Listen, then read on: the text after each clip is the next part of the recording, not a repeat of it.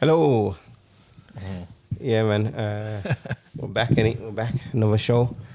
It's recording it on a day that we don't normally record on. Bro, we don't start like that. Well, you start then, bro. Sinners Finance. I'm Sinnerspeed. Finance Sam. CS. Mike. We've got a special guest with us today. Special guest. That's where you introduce yourself, bro. Rob Moore. First of all, we always start off by asking each other how's business. A brief insight to maybe what's been going on since the last time. So when's the last time we linked up? About a month ago. Yeah, It's been a month, yeah. Yeah. So who we starting with? Start with me if you want. Yeah. Go on. So for myself, been busy, been good. Just more implementing of processes, enabling me to just delegate more out. Sometimes when you're growing something, it can be a bit chaotic. So just trying to find that balance and just trying to improve on my time management and just things like that, really. But just been getting back out there, more networking events, meeting with investors, bit of everything, really, bro. Yeah. Yeah. Mikey? Things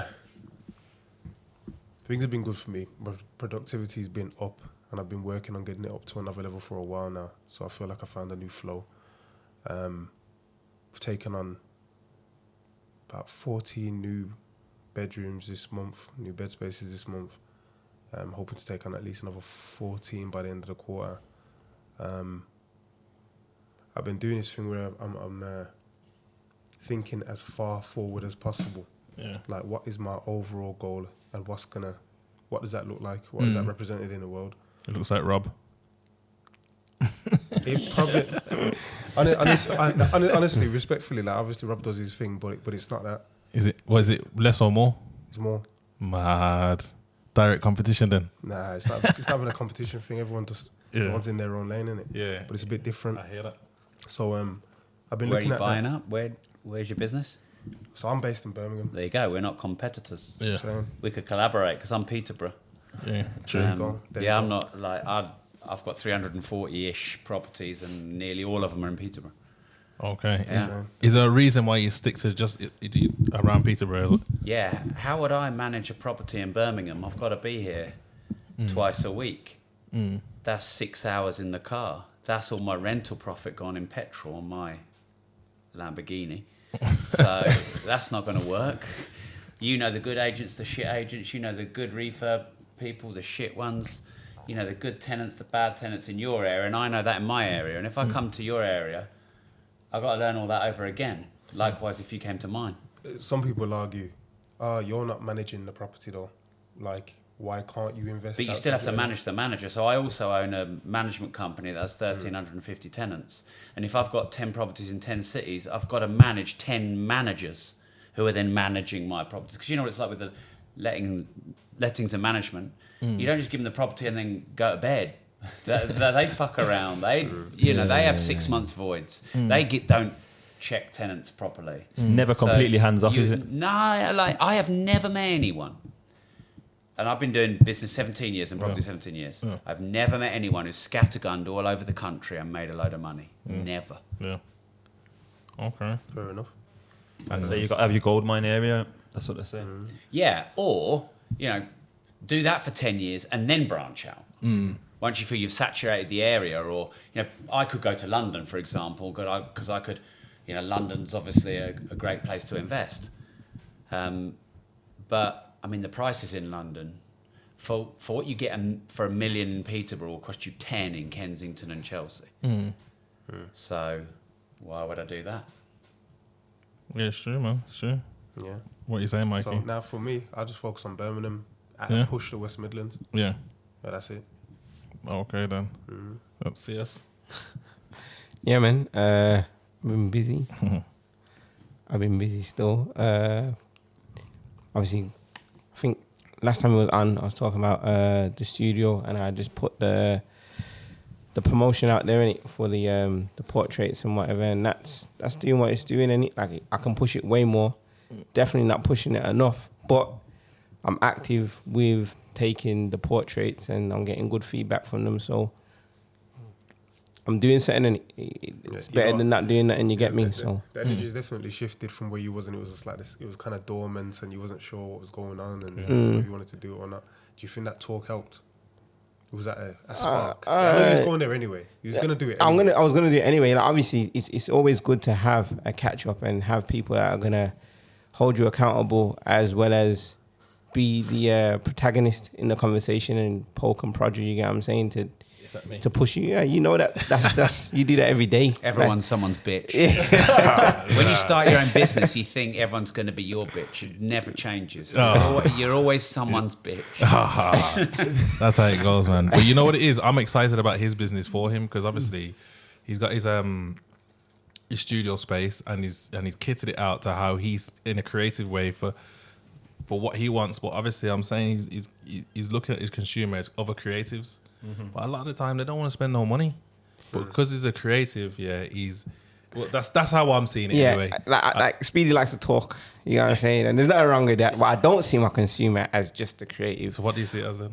I see my consumer as anyone that needs a space.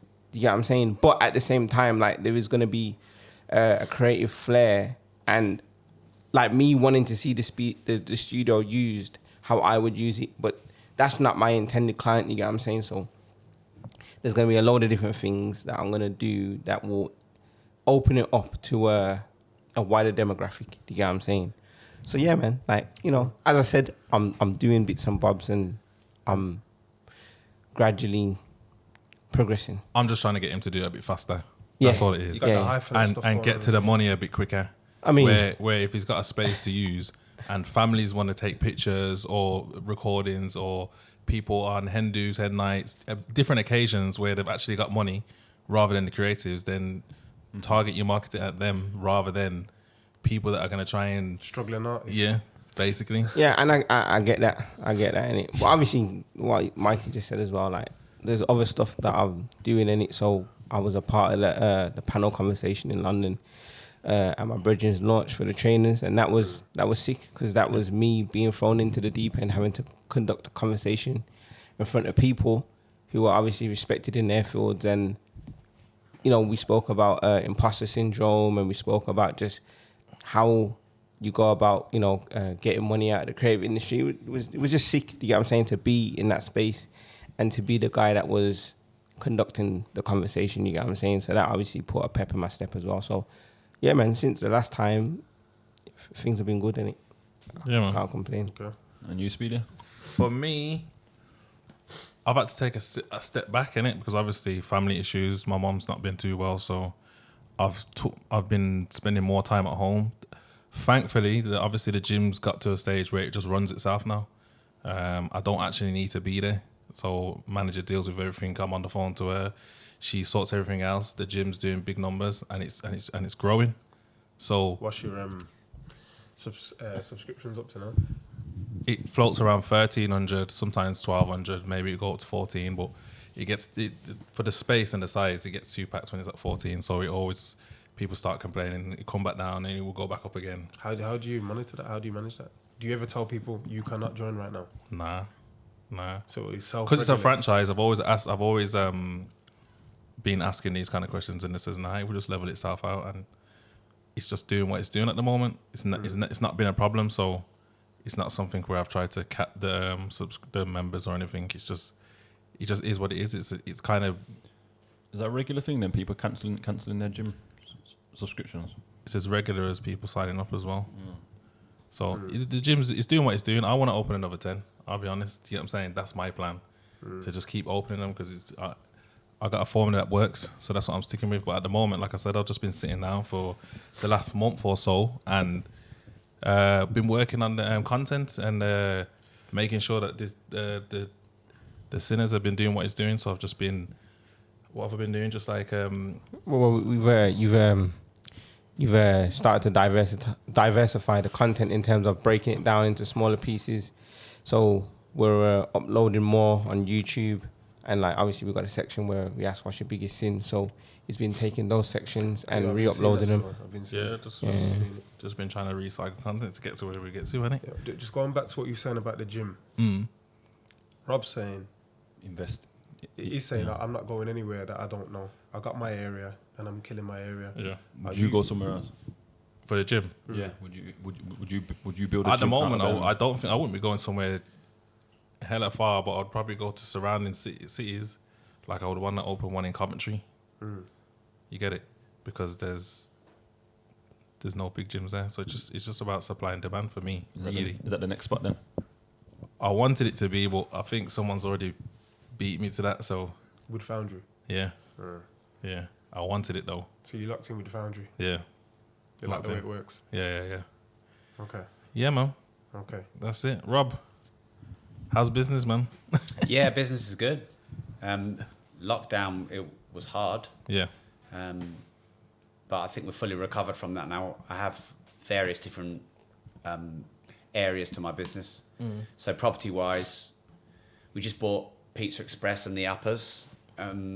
We've got some money in our pension to buy some more property.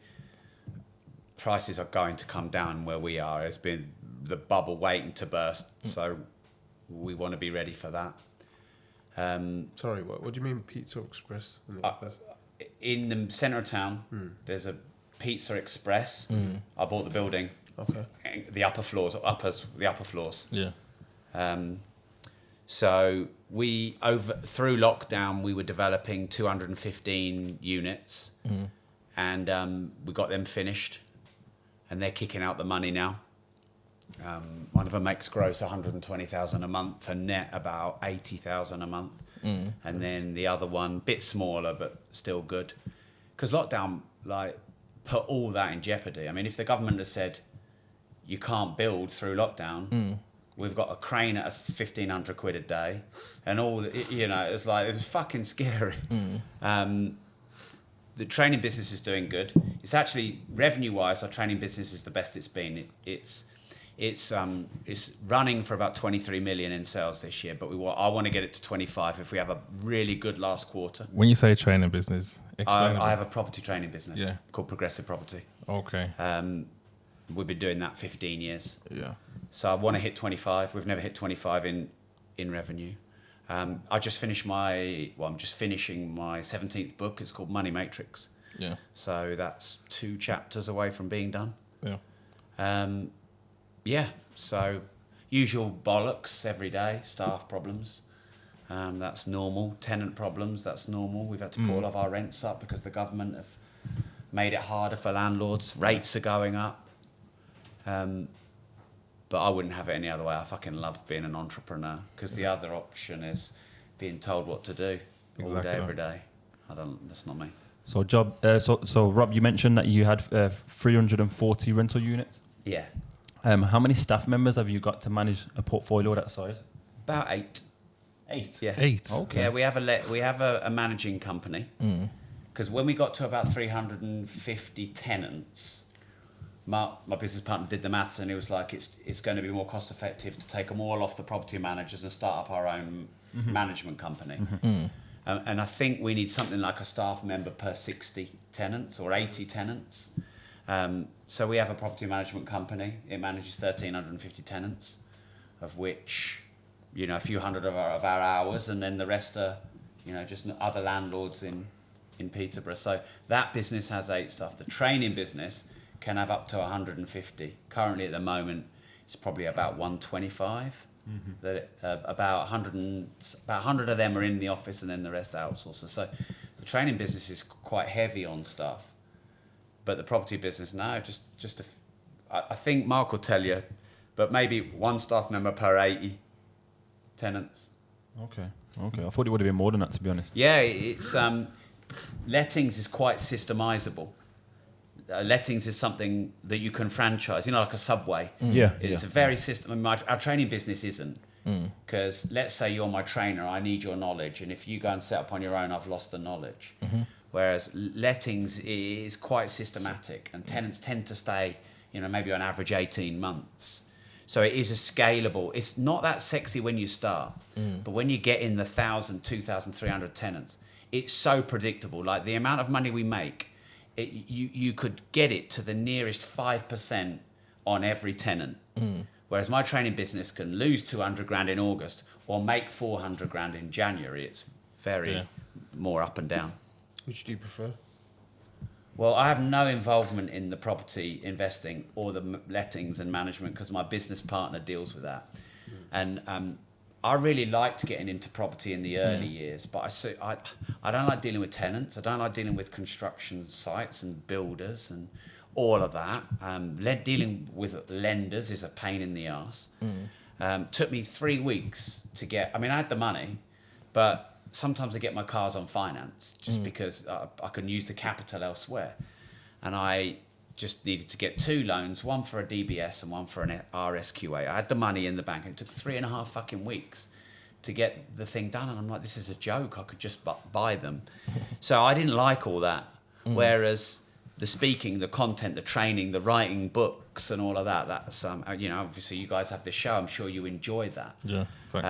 And I like that side. It's not for everyone. Some people don't want to be front of house. My business partner, he doesn't want to come on a podcast, doesn't want to stand on a stage. But yeah, that's the side of the business I prefer. That's why this conversation is so perfect, because like this show kind of formulated off the back of Speedy obviously wanting to like diversify the shows that we do underneath the Sinners, but he's brought Mikey and Sam in, who are 2 guys who are in property, and then I've been brought into the show like later on. So before I was just behind the scenes, kind of taking control of the cameras or whatever. But obviously my perspective and input's always going to be from a creative point of view, innit? And this conversation, I'm preempting, is going to be sick because obviously you do business, especially in these lots area of expertise and whatever. But you're also on the content side, which is what I know about. Do you get what I'm saying? And it's kind of, I want you to just go into like, we want gems. Yeah, bro. Like we want gems. We want to leave here rich. Basically. Leave here rich. That's how it works. Yeah. Well, I've driven from Peterborough, so you've got me. I'll answer anything you want.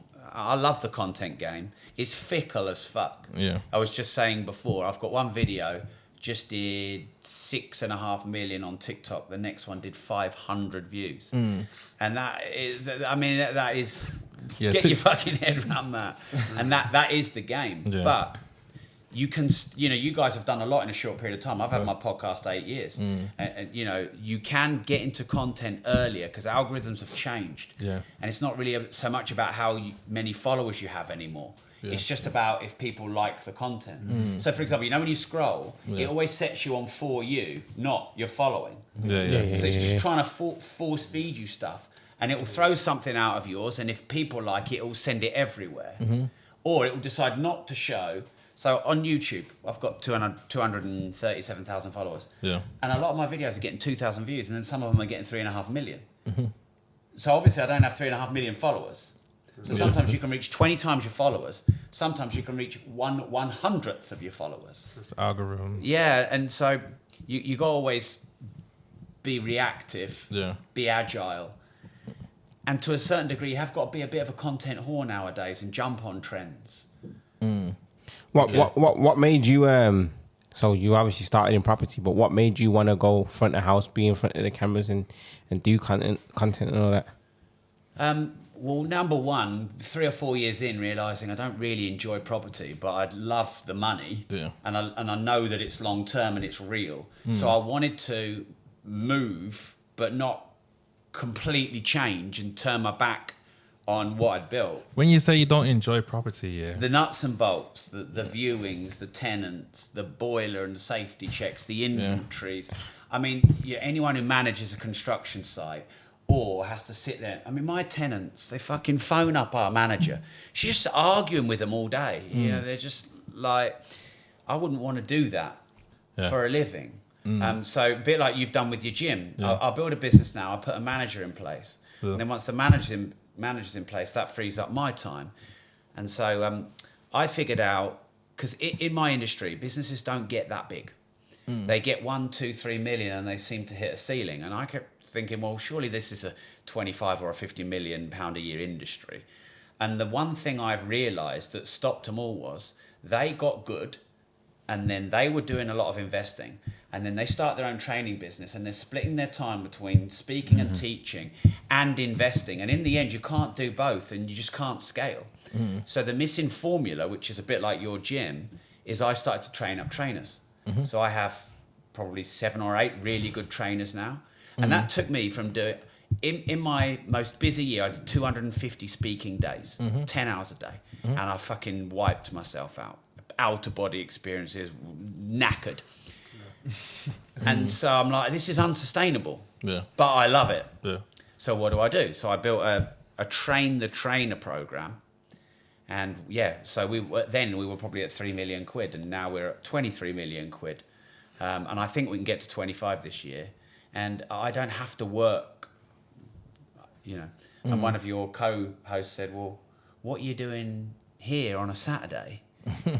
Well, every day is a Saturday for me. Yeah. I don't know what a weekend is. I don't understand that concept. So basically, it's about getting yourself in a position to free up your time every single time. Creating systems and processes and manuals and franchises and management in place.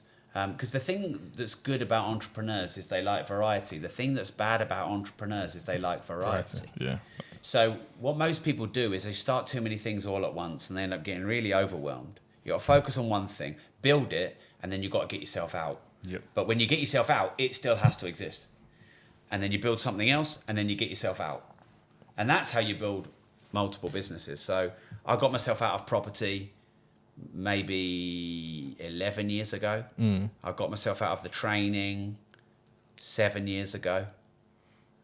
So now content was then you're like, well, what the fuck do I do now? I've got nothing left to do. Yeah. And then content's been my most recent thing that takes up time. We're about to hit 1,000 episodes on my podcast Disruptors, and trying to repurpose on all the channels and be on them.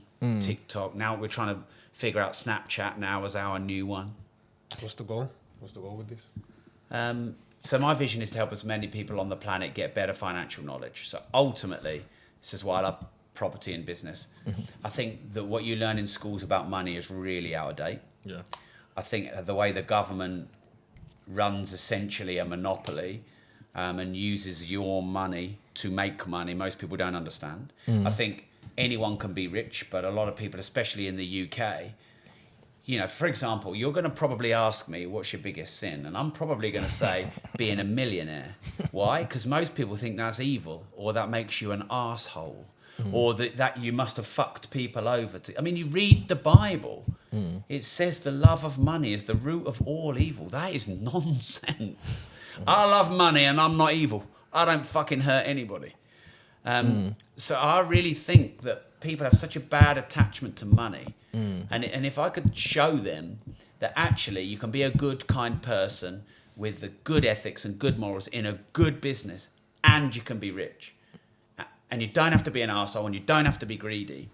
I just think certainly in the UK, that's what I want to spend the rest of my life doing, whether it's books, podcasts, businesses, whatever. So with the books and the podcast, you said you want to help people. I was listening to another podcast the other day, and a guy called out the person who said that to say, so what, you don't want to make money from the podcast? I never said that. Okay. No, I agree. I'm not a charity. I have a charity, but I'm not a charity. So, we've done 200 million in sales in our training businesses, and we have 340 odd properties and probably 35 million pounds worth of mortgages, let alone properties. Oh no, I want to be paid really well. And so I came up with a formula for wealth: perceived value plus fair exchange times leverage. So you cannot get rich without helping people.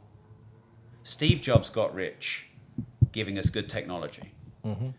How can you get rich and not offer service? You can't. And if you want to help people, that's called a charity or a hobby. So you can do that. So people are either too greedy, and you don't want to give anyone money who's greedy and selfish. But you also don't want to go into business with someone who's got no self-worth and won't charge any money for their work. You guys were having the discussion about creatives. Yeah. If you're an artist and you're not commercial, how are you going to survive? How are you going to buy your equipment? This studio weren't cheap. Being a podcaster is not cheap. Wow. So no, I'm not a charity. I've written books on money, and I make no mistake. I love money. Yeah. I deserve what I get paid. But if I can help 1 million people and I earn £10 or £100 on every million person, then I'm doing good in the world and I'm getting rich. Yeah. Okay. That's a good answer. Well, a lot of people, for example, they get into therapy and coaching. Yeah. They property train, and they learn all the training, and they spend 30 or 40 grand on courses, and then they're absolutely shit at getting clients, and they have this like, oh fuck, you actually have to get clients, so then they have to learn sales and marketing. You can't just be good at the thing; you have to be good at sales and marketing as well. That's what I'm saying. So how do you get to 200 million in sales? Well, I mean, you start with 50 grand and you build it up from there. So this was a shocker to me back then, and maybe good for you guys as well. But I don't know how long it took you to make your first net 50 grand in rental income. But it probably took me about 3 years and maybe about 50 properties. Because back then when I started properties, net we were making 100 to 200 pounds a month. How many properties have you got to have and for how long to hit your first 50 net? Loads. My first ever training course I did, 25 people at 2 grand, 50 grand, overheads of 3 grand. I made 47 net in a weekend. I'm like, fuck, property, yeah, it's great. I still own those assets now. They've tripled in value. But in one weekend, I took all the knowledge I'd built over those 4 or 5 years and did a course. I made the same in a fucking weekend as I had the 3 years. And some people say, because Brits can be really fucking skeptical. Yeah. And so they're like, oh, well, those that can do and those that can't teach. Yeah. And there's all that. But no, you can do both. Yeah. The skill is in doing both. And so the more I learn and the more, I've got 17 years of business experience now. I get paid £22,500 for a public speech. Why? Because I've got 17 years business experience. I might sell 500,000 books. Why? Because I've got 17 years business experience. It took me 17 years to build my business experience. It took me 3 months to write the book. It took me weeks to sell 10 or 100,000 copies. So you build the knowledge in the thing. Yeah. You do the thing, and then you train the thing. So, for example, you could have a load of a membership site teaching people how to launch their own gyms. Or I tell you, the biggest thing in your industry is going from PT to gym owner. That is the ceiling for all of them. I have loads of PTs that read my book because they're doing £30 a session times 30 sessions a week, and they're stressed as fuck and they're not making much money. And I said, you've got to build the gym. And then they go on holiday and they've lost a week's worth of income. So I said, first thing is, you've got to train up another PT. Oh, but they go and set up their own gym. Every time I've done that, they fuck me over. Well, then you just have to be better at managing people, or you have to have a better system. Can I stop you there? Can I ask you a question? So Your show. You can do what the fuck you want. So what? Thanks for the lunch, by the way. Oh, no worries, man. What type of person, are you meant to approach? So you see that response that you say you get off other PTs are they'll go away and start their own business or whatever. What type of person should you be like honing in on that you can see is trainable but won't run away? Like, what are the attributes? Or you get the question I'm asking? Yeah, I do. It's actually not that hard. So if we're running a gym and we're looking for someone to run some classes or open and close the gym for us or be the manager, just find the person who's in the gym all the time, showing a bit of something about them. So I've got a mate, he was my boxing coach in the fight I just did, and he's got a very small boutique gym where he basically, you rent his whole gym out rather than other people going. And he has got someone who's down that gym all the time, really loyal, his top fighter. And I said to him, when you go on holiday, get him to open your gym for you, get him to run the classes for you. He even offered to do it for free. And my mate's like, oh, well, I'm not sure. People fuck me over. I'm not sure, blah, blah, blah, blah. Here's the irony.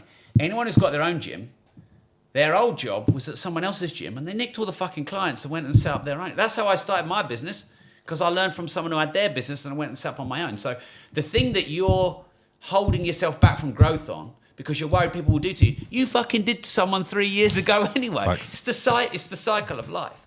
But if you build a good system, so the thing with a franchise is it builds a good system. So the better the system is, the less skilled the person has to be. If you start your own gym with no system, you're like, well, what the fuck do I do? Where do I get the machines from? How do I get them cheap? How do I market to build a membership base? But if you've got a manual and you've got a system, you're like, okay, well, this is where I do my marketing and this is how I build it. It depends what you want out of life. Some people, they want to earn $5,000 a month and they want to do 30 hours a week.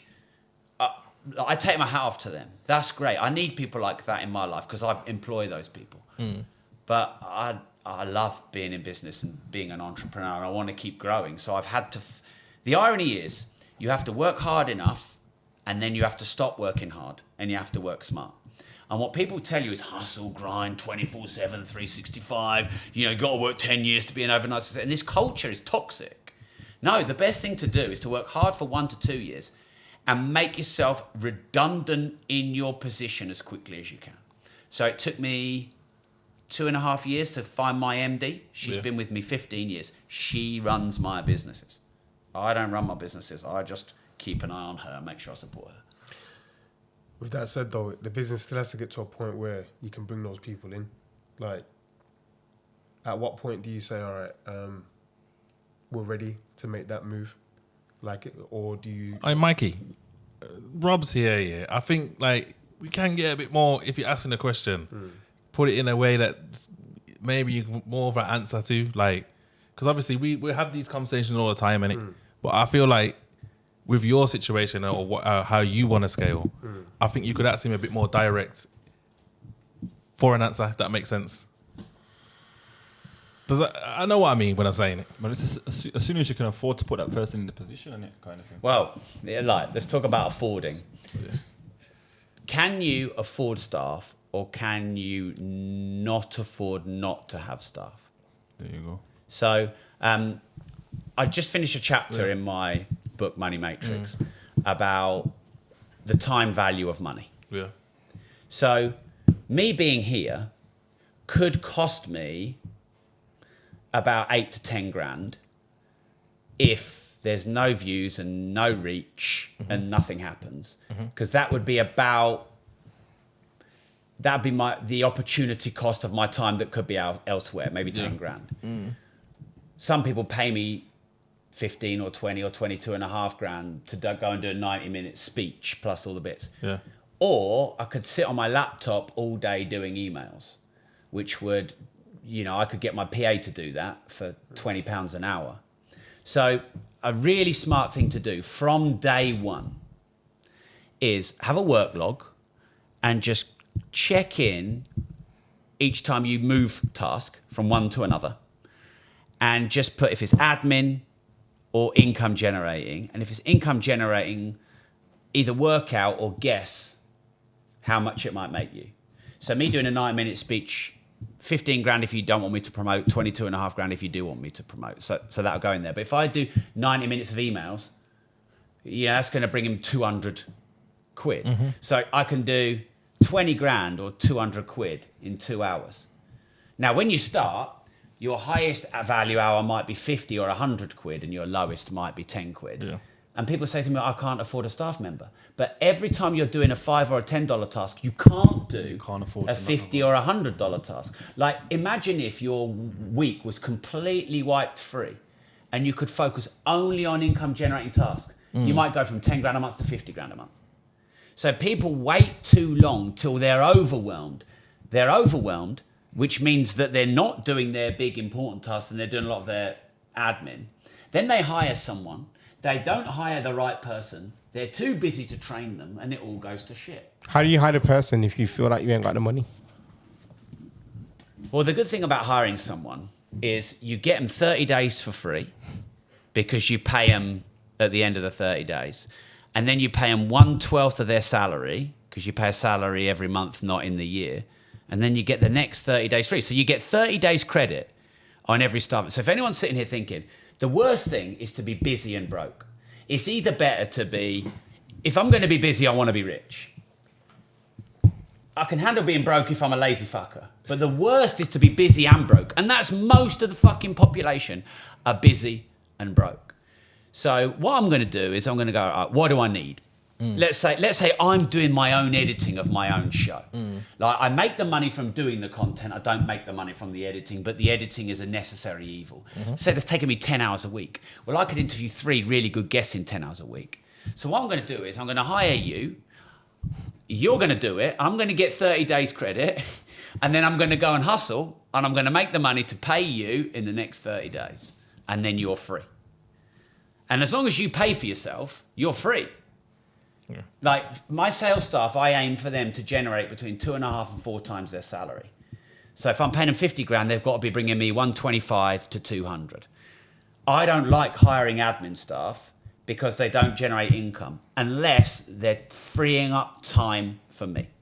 Hey Rob, so how much do you charge for a consultancy and all that kind of stuff? Like, say, you're not going to want to know the answer. That's cool to because I'm about to use you. So basically, right. Well, mentoring. If you join my mastermind, it's 25 grand for the year. Okay. And if you do my one-to-one mentoring, it's 50 grand. Cool. I have maybe 65 members on my mastermind. I have maybe 30 members on my one-to-one.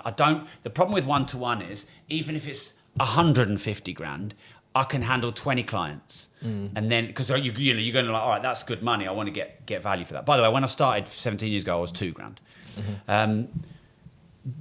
I like a more scalable business model. Okay. So my mastermind, that's about 65 active members. That's 1 to 20 or 1 to 10 instead of 1 to 1. My courses, obviously I have my trainers do that. Yeah, some people are like, what the 50 fucking grand? Yeah, but to someone who, maybe makes 500 grand a year, that 50 grand's offsettable against tax, so it actually net costs them 25. And then if I teach them to do what I've done, maybe they can make 250 out of that. I've probably spent 1.3 million pounds in the last 15 years on mentors and courses and masterminds. Because there's a lot of bullshit proliferated from the mainstream populace. So one of them is, well, if you want a job done properly, you've got to do it yourself. If I want a job done properly, you're better than me at it, I'm going to hire you. Why am I going to spend all my time trying to learn how to... I mean, you were fucking around with this pod track, eh? I don't know what the fuck you were doing. But like, if this, I would instantly fail at this. I'm good at what I do. You're good at what you do. So why would I take my time away from getting better at what I do to learn what you're good at that I might be able to get at 25 an hour or something? I mean, that's fucking stupid. Okay, so this is where I am, yeah. I'm a creative. Speedy speaks to me all the time and he says you need to take the creative label off you and operate as a businessman. Yeah, so I say to him, let other people call you that. You let other people acknowledge your creativity, rather than yourself. Go on, can I just add one thing to that? On. You can be both. Yeah. So I was an artist. Yeah. I think I'm very creative. Yeah. But I learned to be a creative entrepreneur. Okay. Because people think you're either creative, i.e. you're broke, but you're really imaginative, or you're a greedy motherfucker, hardcore entrepreneur, Rahman landlord. You're one or the other. No, you don't have to be that. Andy Warhol said, great business is great art and great art is great business. So would you rather be Andy Warhol, who made fucking millions? Yeah, obviously Andy. Yeah, there you go. Yeah, obviously. So you can... I think it's good to be creative as an entrepreneur. So show me how I can. All right. Because I'm saying he's here, so I'm gonna use him for that. 100%. Can I put my input? Go ahead. The reason why I say for him to take the creative away, because everything that he's doing is at a slow pace, where it's like I'm going to do this, I'm going to do that, but he's got a studio sitting there, which he creates. He's already created a format for it. And I'm saying, bro, the I'm going to cut him off now. So this is what it is, isn't it? The studio is basically a subsidiary that's just meant to make me my bread and butter. So this is the problem that I think I've created for myself. I've focused all of my time and energy into being quote unquote creative and doing the work that I want to do, yeah. But I haven't built a system, and I've walked away from a situation that was bringing in money, but I didn't like how it was going. So now I'm out here on my own. I have to figure it out very quickly. So how long have you, from starting to build this studio to now, how long has that been? This is what I'm trying to say to you. The studio was never meant to be the thing that I was using to make money straight away. It was a space for me to go to create content for something else bigger that I've been trying to do, which is a content-based brand called All White No Hype. So you know how you said you would just hire somebody to do outreach for you or hire somebody to do X, Y. That's kind of where I am. I've built a brand, and this brand is all situated around the celebration of classic white trainers, and it's for the trainer community. I need somebody that can do outreach for me because I've got all the content there. I've got it's all there. Oh, this is easy. This and is easy. And that's where I am. The studio is cool. It's there. I don't fucking really care about it. It's only there to really make money, so that I can continue. But it's got to be full to make money. Of course, but have you got an overhead on that? Are you paying? Yeah, I'm paying it. I'm paying. So you at least surely want it to at least and wash obviously his face. I need it because that space is what I use to create content for this content brand that I'm very passionate about. But I'm in this place where it's like, okay, it's fight or flight. If I want a bit of outreach done, so I'll give you an example of some of the outreach. We're now quite actively outreaching to get me on podcasts. We never focused on that. I listen to podcasts, and 9 out of 10 of them, I'm like, fuck me, you've been doing this 1/10 of the time that I've been doing it. I've got a lot of experience. I know I can share. I need to get out there more. It's just, I just focus on other things. So I pay someone £500 a month, and I just say, right, find the top 10,000 podcasts, put them all in a spreadsheet, get the contact details of the hosts of the top 10,000 podcasts, do that just on a shared Google Doc. And then once they've done that, right, outreach them all with this script. And now I've gone from doing one podcast every month to doing 5-6 a week. And hopefully I can do 30 a week. Just podcast tour for a bit, be a whore for a while, see how it works. Fuck it, let's go. That cost me £500 a month. That's fuck all. If I get one, I went on my friend Dodge's podcast. Our show's had 101,000 views. That'll earn me more than the 500 quid for the month that I paid, in terms of reach. Now, I find these people in my communities. So you need a 17-year-old or a 19-year-old who's keen on trainers. He looks up to you, say, look, mate, I'm just starting out, but I'll pay you 500 quid a month, just do this for me. And I get loads of those. I have my researcher. So my VA now has a VA. So I got a VA. Where did I find him from? My following, on my Facebook groups. I first paid him £200. He stalked me out. And I paid him £200 a month 17 years ago. And he just went and did research. Now I've bought him a Rolex, an Audi TT. He earns a good full-time living. He manages all my social media. Like, I could not live without him. And he's like, Rob, fuck me, I can't do all this shit. So don't worry, we'll get you a VA. So I went into my Facebook group, said, look, we need some help on research and outreach. I got loads of inquiries, and there's a lady called Carol. She's a fan. She gets paid £500 a month, and she outreaches all these podcasts. I'm just finishing my book, so I send some research to him. He sends it to her. I do Zooms. I love repurposing content is where it's at. Because if I can get 25 pieces out of this piece, it's 25 leverage of my time. If I get one piece out of this piece, it's only one leverage of my time. So this outsourcer, Carol, who gets paid £500 a month, she's just, like 55-year-old woman, just wants a bit more pocket money. She'll watch my Zoom and transcribe it into a blog. So that's where it's at. The trainer community surely has got plenty of geeks who love it, and you could pay a kid to do some basic. I just think that the block that comes in my head is because I'm thinking, right, cool, I need to make bread and butter money. So fill your studio, and then you've got revenue from your studio to hire your stuff. He's like, I've been fucking telling you this. But I have been telling him, and you're too close to him. Huh? It's not even that. Yeah, but I listen to him though. It's not even that. I listen to him. Trust me. Like, he gets onto me every day. It's fucking annoying. But I hear him though. Listen, everything you said and everything that you just said is everything that I say to him in terms of utilizing the people that, like the guy in the gym that's doing the kickboxing and all that, and then getting him to manage. That's why I asked the question, because I laughed. Because with this podcast, we have all of that. He's built this team of people that are willing to work for us for next to nothing at the moment, because they leverage it while you can. And that's all I tell him. I say, bro, you've got every single thing there. I don't understand. You've got the everything's there. You could fill out the studio. Yeah, but sometimes you have to get your lessons your own way. Don't forget, if he is creative, I've got a creative side of my brain, and it's quite diva-ish being a creative. You need the perfect space. And, no, it's not quite right. Just give me a bit more time.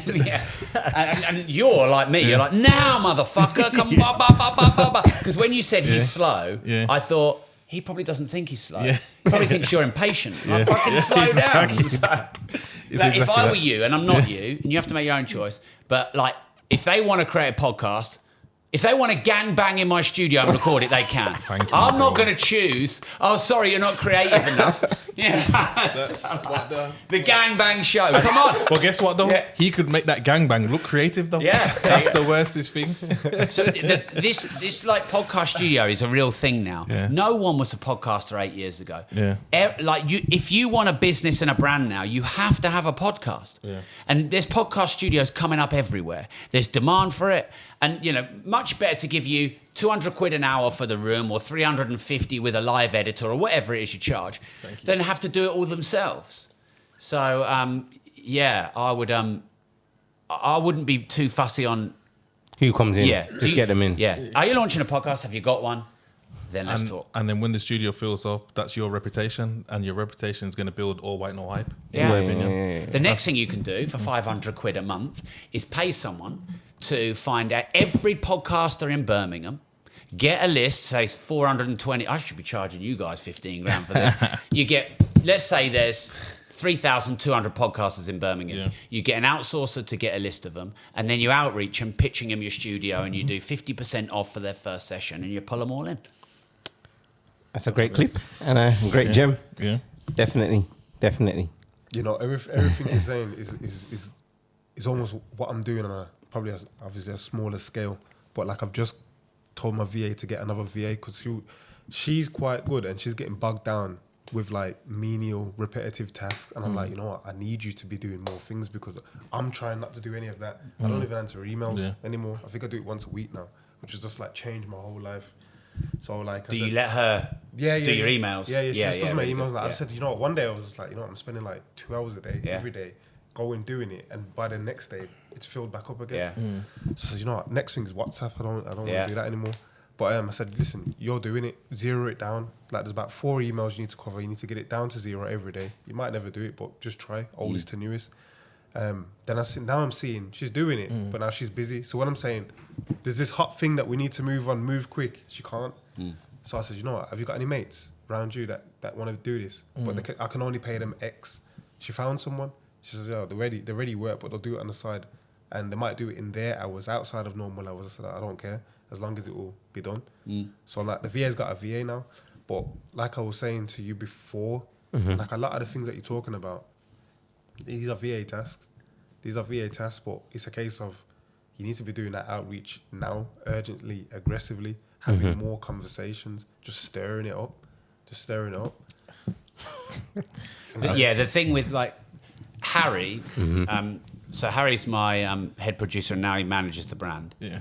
I said I'd pay him a big commission for an A-list guest and a really good commission for a B-list guest. And he started and he's like, fucking hell, man, this is hard. I said, mate, just have 1,000 out there and they'll all start coming back. So you have to build this pipeline. You have to put that first, say, 1,000 or whatever, critical mass, get that out. And how did you meet Harry? And then, Harry started as a junior editor, 7 years ago? So when our podcast started with me and a Bearing a C1 and a number one version of your number eight in my fucking bedroom. And then I realised the editing was a pain, so I hired an editor. And then I realised we wanted it repurposed, so I had a content repurposer. And then I thought, well, we could do this for others. And we launched a podcast agency, and we have maybe 300 clients who we do all their podcast editing and uploading, and we even do content repurposing and stuff like that for them. So, yeah, found Harry 7 years ago. But, like, that initial, it's like wading through treacle, that initial starting up. You know World's Strongest Man, when they're pulling the truck, how hard they're fucking pulling and nothing's happening. But once that thing starts to move, you can't stop it. Yeah, like running. Big guys like you, probably, So, Harry has he needs to do more because, we still want to get more guests. But we've got an America tour booked out. And I think you've got, 6 or 8 guests booked? About 6 so far. We want to try and get 8 done on the trip. And this is all from work he was doing 6 or 12 months ago. Okay. One thing I will say is there'll be people watching this that are not in that situation, and you've got to a point now where you understand what works and what doesn't work. But there's a lot of people that are still going through the trial error and process of their whole journey. And I'm now getting out of the point of, I'm not sure what to do. I'm not sure where to go. I don't know how to do it. And into, I know what I need to do, and I need to learn how to do more of it more effectively, which is probably like stage 3, if we're going to put it into any kind of stages.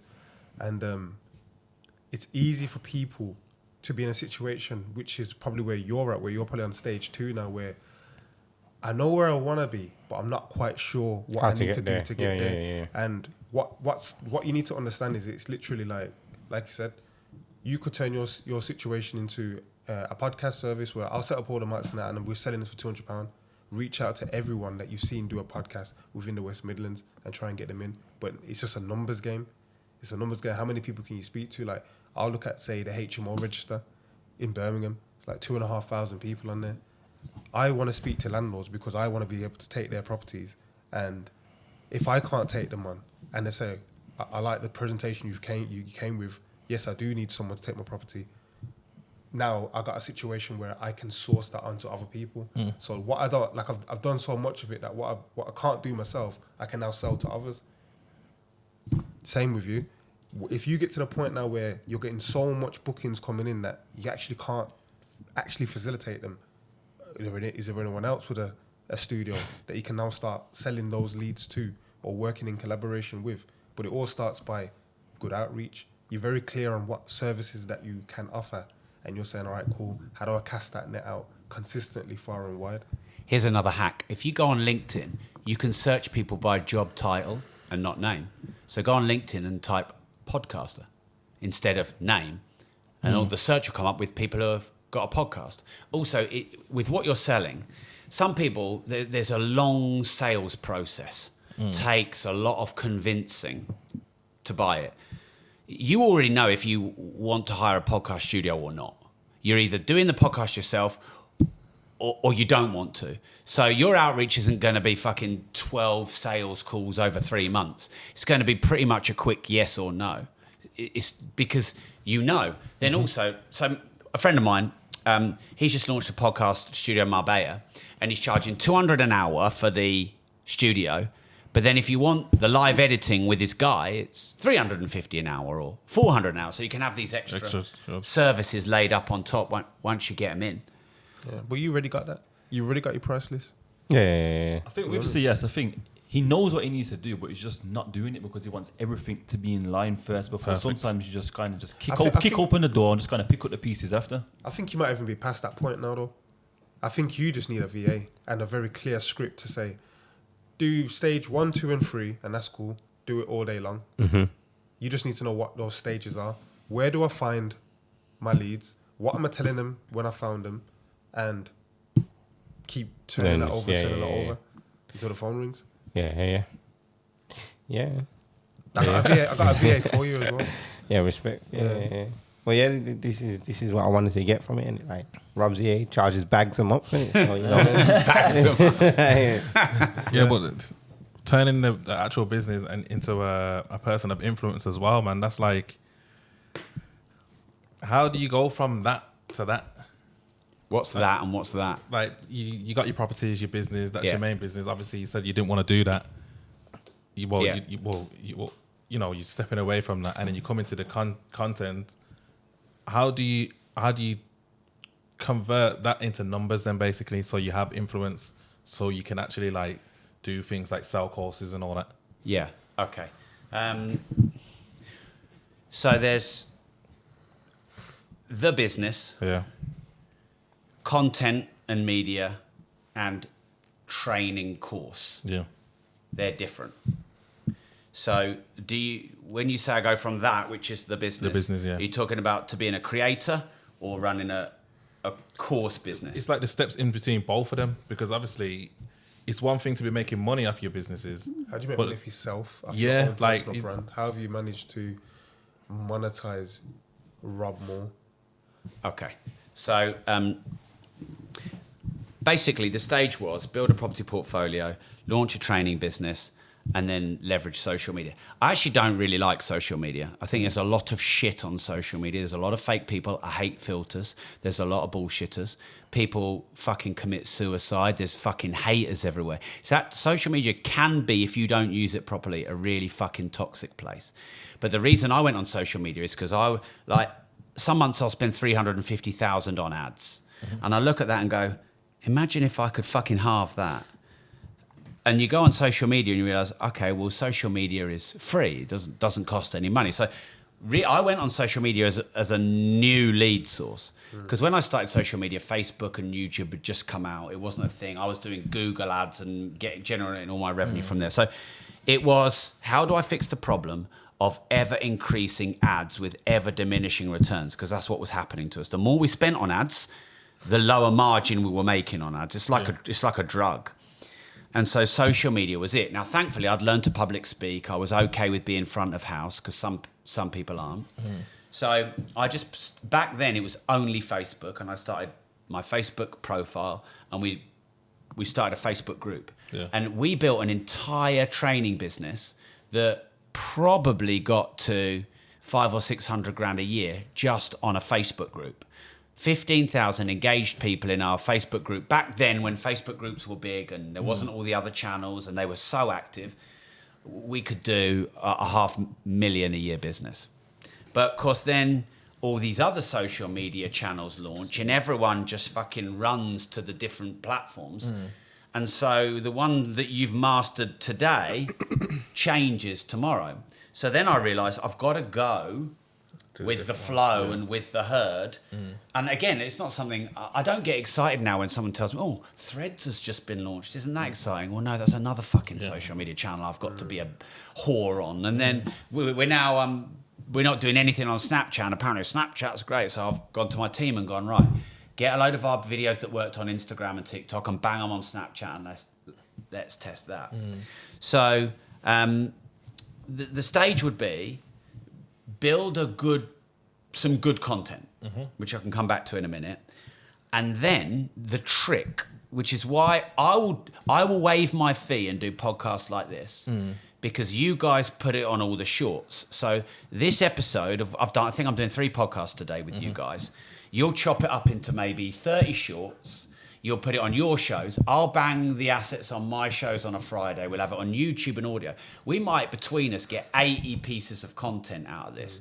That's not bad for a Saturday afternoon. What else would I be doing?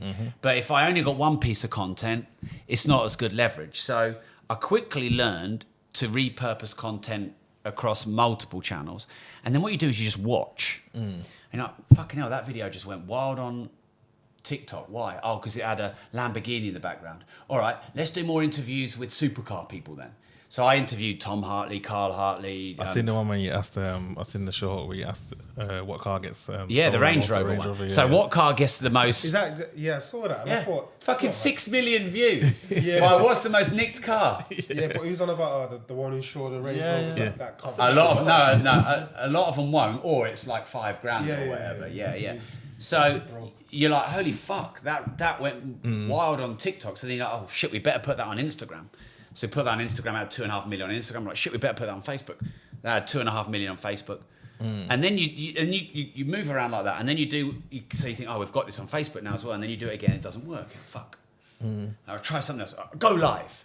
And so like, I went live after lockdown. Because I don't know if you remember this, but do you remember they had that track and trace app? Yeah, in lockdown. Yeah. Well, it didn't work. And in August 2020, that app pinged the whole of the UK and said, go home. And all my fucking staff just went home. So I went on Facebook and I went, these government, they're fucking idiots. This is what's happened. It's fucking, and I just had a big rant. 1 million views in 48 hours. So I'm like, fucking hell, ranting against the government works. So I ran against the government for ages. Tens, hundreds of millions of views. And then you get a shadow ban. Fuck. So then you're like, right, I better interview other people. And then you get Andrew Tate. And then Andrew Tate. And so you're just always moving around, trying to stay on concept. You made it sound so easy. And then you get Andrew Tate. Yeah. Well, yeah, I mean, Andrew Tate was one of our easiest guests to get because he gets the world of content. Yeah. I mean, I can see that stuff. Yeah. he gets the world of content. Can I ask you a question? So are you saying the people that understand the world of content are easier to get than the ones who don't? Not necessarily. Okay. It depends. But like, if you want to get a celeb who doesn't understand the world of content, they're like, well, I'm 10 grand an hour. Pay me 10 grand. I'll do this. What's it called? A podcast? Yeah, you still get that now. But someone who like, I understand the world of content. That's why I'm not charging you to be here. You guys understand the world of content. That's why. What is it? It's fucking nearly 3 o'clock. I think I came here at 11 o'clock. I think I'm doing another shit. We're like, We're going home. yeah, because we understand the world of content. So Andrew Tate, like, I don't give a fuck whether you like him or hate him. I'm telling you, he is the Don genius of content leverage. Because he doesn't even have his own accounts. Because he can't, because they shut him down. So if I didn't have my own accounts, I'd have 3 followers. I've got 2.3 million across my socials. But if I didn't have my own accounts, I'd have no one. But he's got 1,000 young men who look up to him, all creating content for him. So what he does, he says yes to most. I mean, now he's so huge, he ranks them. I mean, he's very structured. So I'm about to pop out and see him. I'm ahead of most people, but I'm behind Patrick Bet-David or Tucker Carlson because they've got bigger following than me. So he literally be like, right, who's the biggest? We'll go first. Who's the second biggest? We'll go second. And he ranks it down. And he does the content, and then he immediately puts it into his war room community. And they're like, right. And then they all cut it. 1,000 of them there, geeks. I want to be Andrew Tate. Andrew Tate. Cutting up all this content. And then 10,000 pieces go out in a fucking day before you've even put your piece of content out. So he's created this. Some people call it a Ponzi scheme of content. I don't. I call it like a referral system. It's really clever. And now he is uncancelable. Like, if Mr. Beast got shut down by YouTube, he'd be fucked overnight. Andrew Tate's not. It's really smart. And the next thing about, like, one of his friends said to me, Andrew Tate says what people think, but he says it in a way they don't like. So he's good. Like, even the people that hate him, they have to admit he speaks sense. So what he's figured out is, if I talk sense, but fucking wind people up talking sense, this makes me go viral. And this is what he's done. Because actually, if you look at a lot of things he's accused of, it's often taken out of context. So, embracing controversy, getting involved in discussions and debates and arguments and things like that, and repurposing your content across a load of platforms, that's the content game today. How do you feel as a businessman in your own right? Yeah, you being associated to I don't know, things that people might see as controversial or whatever. Right. I will be associated to anything except fiddling kids, right? Because someone said to me on a podcast once, "Is all publicity good publicity?" Well, no, that isn't. So, like, as long as it's legal, I don't give a fuck, right? Because if someone is going to look at my content and go, "Well, I'm cancelling you. I'm not following you. I'm unsubscribing for you because you interviewed Andrew Tate," that person's a clown. And like, just because I did a podcast with Andrew Tate, I disclaim myself of having the same. I don't have the same views as you. We have different views. We're at different stages. I like to think you can have a different view. We can have a discussion. I'm not going to hate on you. I'm going to push my views forward. So I interviewed Katie Hopkins. I interviewed Andrew Tate. People are like, why are you giving these people a platform? Well, they can get their own platform anyway. But I don't necessarily agree with them. Yeah. But surely we should be having these discussions. Yeah. So if someone is going to ridicule or block me for interviewing Andrew Tate, go fuck yourself. You know what? When I saw that you was... Oh, by the way, the haters are the best for virality. Yep. Okay. Because your fans just go, yeah, bro, nice one. Your haters, they spend all day trolling you, whooping up the comments. Yep. Like, they hate you, but they watch you. And they're making you go viral. That's all we get. Yeah. So if anyone's got any free haters, send them my way. Just tell them I'm an idiot. And that's what you'll get. Sorry, I interrupted. No, that's right. So when I saw you was having a fight with Samuel Leeds, yeah, I thought, hang on, this is a bit different. What's going on here? Like, I didn't even know you was allowed to do fights and stuff like that. Yeah, that must have done some for the numbers. Yeah, well, Samuel Leeds is another guy in property. He's got a pretty good training business. He called me out for a fight on a podcast. Just because. Yeah, just because.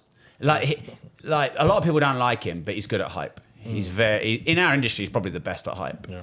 And I either he thought I wouldn't accept, or he thought, well, this would be a good PR stunt. And immediately when he asked me, it was like someone paused life. I just sat and thought, this could be good for promotion. I'd love to knock the fucker out. No one's done like this before in our industry. This could be big. I like new challenges. I was like, let's go, 50 grand. And then he was like, oh, all right. And I don't think he expected me to slam 50 grand down. And then he upped it to 100. And yeah, I spent 6 months training, and then we put 1,700 people in a venue and raised 250 grand for charity. Nice. So yeah, I mean, it was good for the numbers. I mean, it cost my business because I funded the event. Yeah. So it probably cost my business 100 grand. And 9 of my staff fought on the undercard. And I mean, I don't know if any of you guys do boxing. It's fucking hard, man. The hardest thing ever. Yeah. Hats off to you for stepping in the ring. 100%. And he was 25 kilos heavier than me as well. So I had to get in the ring with a beast. And so yeah, I trained really hard, and all my guys, they did great, but they were fucked afterwards, and they had to have time off. They were ill, and yeah, it was like There's a lot of bits you don't see. well, exactly, because like no one tells you that shit. You only really know what it's like going through it. But yeah, I think new challenges, like you know what Jake and Logan Paul have done. They've done that great. What's your opinion on imagery and like remaining corporate? So kind of going back to like what Speedy said about how you've gone from starting a business, all out the window, content, and then Yeah, I think I like, to me, you just saying the word corporate. I like people don't relate to corporations. You know, small-time influencers have more followers on social media than Coca-Cola's fan page does. Who's a fan of Coca-Cola on Facebook? No one. Yeah. Why is Elon Musk the Don? Because he's got a personal brand as well as his company brands. And even I don't like Teslas. I think they're a bag of shit. I think they look shit. I think they're cheap inside. I've got 8 cars. I like cars. I think Teslas are shit. But I love Elon Musk. and why do most people buy Teslas? Because they love Elon Musk. Like, my friends who love Elon Musk in business buy Teslas. They're shit. Yeah. But in my humble opinion, Just and buy if you it- want to buy it disagree into with the me, brand, innit? then go on our page and have a fight with me. I couldn't give a fuck. So, you know, Steve Jobs built an amazing personal brand with Apple. People don't relate to corporations. They relate to humans. So personal brand is where it's at. And, you know, people like Joe Rogan, he sold the rights to his podcast for 200 million. So this is Joe Rogan, right? He loves fighting. He has a little room smaller than this when he starts, and he gets stoned chatting to his mates. Fast forward 10 years, he gets paid 200 million to do that. Like, I would start smoking drugs to get paid 200 million. Like, I don't take drugs. I would shoot crack with you guys every week to get 200 million. Not round, yeah. No, but the point is, like, he's a personal brand, and he has more. He is the biggest media company in the world, but he's not even a company. He's just a dude. So do you think that's the future of corporate companies, having that personal brand attached to them then? I think corporate companies are a bit fucked. A lot of big corporate companies are struggling with lockdown and having to lay off staff. And, you know, if you look at media, mainstream media is dying. Like, do you trust the BBC? I don't. And do you go to the BBC now for all your news, or do you listen to your favourite podcast? Most people now go on Twitter for the news. And, you know, and some people, you know, they listen to their favourite content creators. They want, you know, opinions that they can relate to. Piers Morgan, he had his mainstream BBC show, and he made some statements about Meghan Markle, which I thought weren't unfair. She complained. Cancelled him. And they didn't. They said apologise, and he went, "Fuck you." Do you know what? That just makes me smile. Like, some fucking bully mainstream media thinks they own me. Apologise. Fuck you. I'm going to go and set up my own. And now within no time, he's much bigger than them. So, Tucker Carlson. You know, he's now his own media show. This is fucking unbelievable. This is the power of decentralised personal brand media. like I love Michael Jackson. I think music's best as ever. And his interview with Martin Bashir, you know, when Martin Bashir fucking tried to really like throw him under the bus. How long ago was that? 15 years ago? No, I remember that when I was I was in school them times and that. Okay. Mashed him up though. It wasn't. Yeah, It wasn't yeah. good for him. Right. It looked mad. Within 48 hours of Tucker Carlson interviewing Andrew Tate, their interview overtook that. And it overtook Oprah Winfrey and Prince Harry. And it overtook Martin Bashir and Princess Diana. Wow. It's different times. 2 individuals, no mainstream media, no big fucking sky-rise buildings in London, no fat cat board members, no Rupert Murdochs. And when you have see, I know if I was working for the BBC, I'd be cancelled in about 32 seconds. I was even thinking of some of the stuff I said on the previous show to your therapist. I'm thinking, fuck me, what, like, talking about wanking in front of my wife and all this shit. Like, if I worked for the BBC... That was the wrong show. That was. Yeah, I'm fucking dead in 32 seconds. Yeah. But Yeah, I own all my own companies. I am the main shareholder in all my own companies. I own all my brands. So I can say what the fuck I want. I sometimes approach people who are very big in media and they want to come on my show and they agree and they realise they can't because they're contracted to the BBC. What kind of shit is that? I'm contracted to me, myself and I. And is that not a better way to live your life? Yeah, way better. That's freedom, isn't it? Yeah. What's your advice for us as a podcast platform? Like, what can we do to get to where you're at in terms of just your ownership? And Well, what can you see from this? Yeah, what can you Yeah. see? Yeah. So I don't give advice. I share experience. Wicked. Because I think you're different. You know, like your podcast couldn't be more different from ours. Yeah. And it's great because it's got a relaxed, freestyle-y feel. It's really conversational. You know, ours is a bit more formularized. I do interviews. I have my questions on my laptop. There's just me. So I think your concept is really of the now. So, you know, just keep doing it would be number one. Obviously, the quality of your guests. So if you can get some either big guests or some guests who are quite spicy, if you can be the next show that has the next Andrew Tate or whatever. You know, I was talking to you about this self-diagnosed sociopath that I'm getting on the show. But she's fucking wacko. But like, we think that's going to be spicy and go viral. Just recently in the news, all these whistleblowers are coming out saying aliens are real and the government have been hiding it. So we're trying to get a UFO whistleblower. Yeah. So, but, like, your concept is quite good because you can sin in anything. So you could get hookers, UFO, you could get anything because you've got quite a broad concept. Yeah. So I would also, for you guys, all of you, I'd get a VA at £500 an hour and I'd get her outreaching all the names you want. And you got the big names, which are sometimes hard to get, especially as you need people to come to your studio. But you also get those people who aren't necessarily big, but they're topical. Yeah. So I'll tell you who does this really well, Piers Morgan. Yeah. Piers Morgan is the best in the UK at getting the hottest news today. So whatever everyone's talking about today, Piers Morgan's always got a guest on it because that's his upbringing. I think if you guys can jump on some trends that are hot, you can leverage the trend and then leverage their audience. Yeah. And, you know, over time, you'll obviously build your following. The content repurposing and taking that seriously and making sure, like, you want at least 50 clips from the content that we've done, and you want it on TikTok, Instagram, Snapchat, YouTube Shorts, main YouTube, all audio platforms. You know, you want to be everywhere.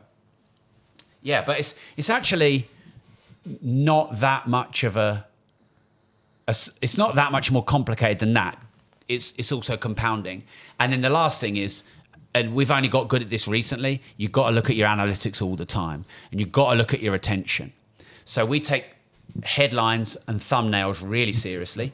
Like, you know how you guys introed? Yeah. We don't do any of that, you know, first 30 seconds of waffle. I'm like...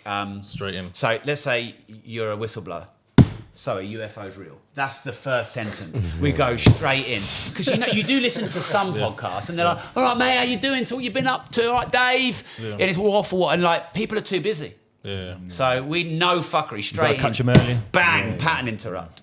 Same with the thumbnail. Same with the headline. So if you look at your retention, because this is what Mr. Beast does, his whole channel is driven by his analytics. Yeah. Last question. Monetize. I can't even say the word, but making money. Yeah, making money. That's a universal language. Yeah. The bag. Yeah, getting the bag from the podcast. What's your experience with that, and what advice can you share? Okay.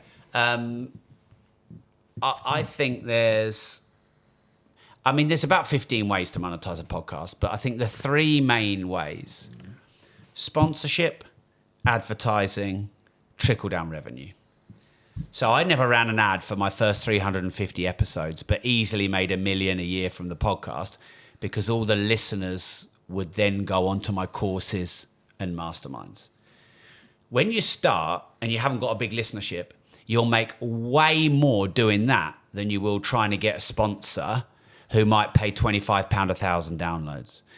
You could have 1,000 listeners, but if you've got a 20 grand product, you only need 5 of them and you've done 100 grand. Can I stop you there? Yeah. So technically we do have a product, which is selling the service of creating podcasts for other small businesses. So do you promote that on every one of your podcasts? No. But you promote a fucking nose trimmer, but not your own shit. That was a bit brutal. I didn't mean. No, it's cool. Though, it's cool. I did say. Yeah. I do say. Where's the ad? You got the studio there. We have to go and record it. Yeah. Didn't say it.